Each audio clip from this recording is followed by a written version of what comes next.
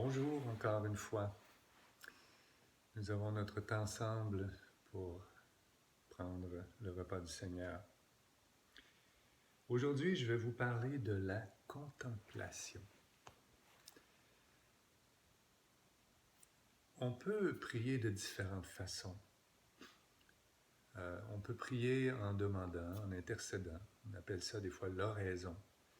On va dire une prière au Seigneur. On peut aussi méditer. Et cette forme de prière-là, la méditation, fait intervenir nos sens, notre perception, notre écoute de Dieu. On va ressentir la présence de Dieu à ce moment-là. Mais il y a un niveau encore plus élevé de communion avec Dieu qui est la contemplation. C'est l'approche des mystiques, l'approche de ceux qui veulent fusionner avec Dieu, qui veulent être en union avec Dieu. Cette contemplation-là, elle est décrite dans les Écritures. Lorsque Pierre dit que les prophètes ont placé leur regard dans les choses futures concernant le Christ, je pense qu'ils étaient dans une forme de contemplation et c'est là qu'ils ont reçu des révélations de qui serait le Christ. De même, quand Paul regarde par en arrière dans le temps, ce que Jésus a fait sur la croix et qu'il dit « le sens de tout ça m'a été révélé », je comprends maintenant le mystère qui était caché dans tout ça et qui est maintenant révélé du sens de la croix de Christ. Il y a encore là une forme de contemplation qui conduit à des révélations. Alors, pourquoi je vous parle de ça aujourd'hui, c'est que dans l'histoire, il y a eu quelques réveils qui ont été déclenchés par des formes de contemplation de Christ en prenant la Sainte Seine.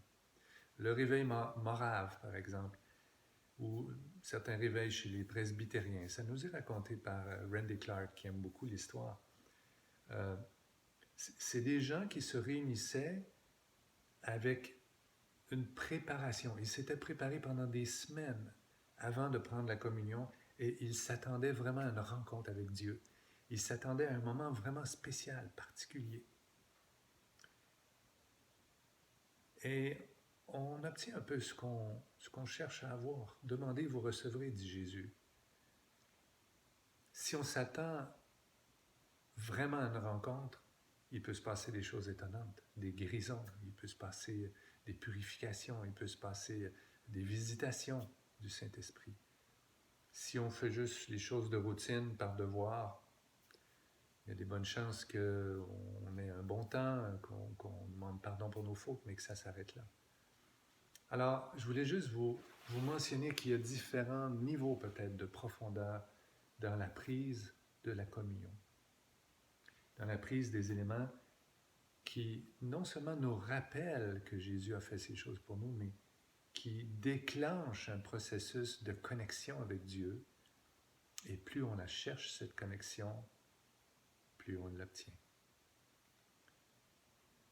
Alors, nous allons prier avec cette idée de contemplation, cette idée de connexion profonde, d'union avec le Christ.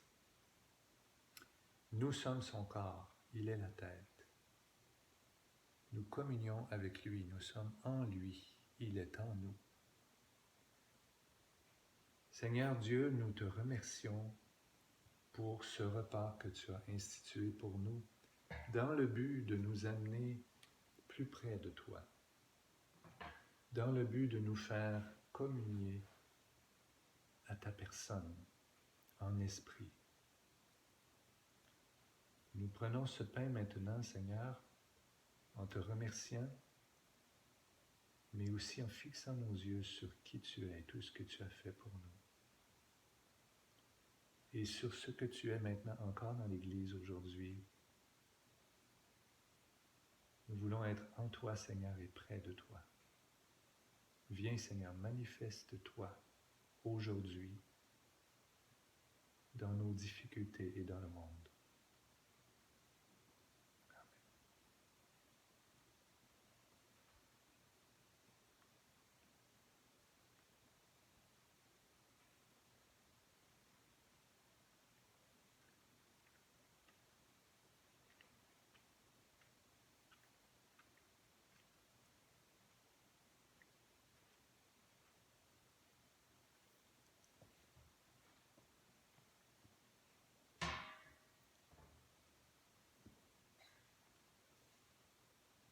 Fixons aussi nos yeux sur le sang de l'Alliance nouvelle,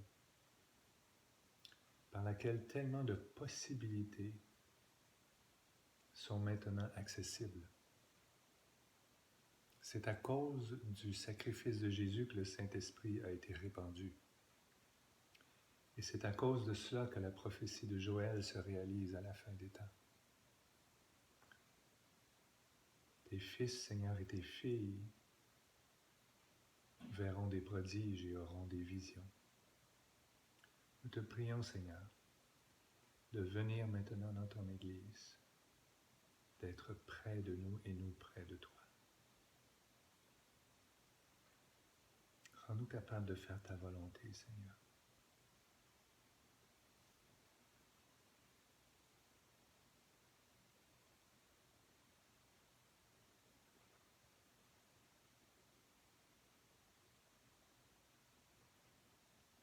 Je vous invite à continuer après cette vidéo, à rester dans la présence du Seigneur et à contempler sa face pendant quelques minutes.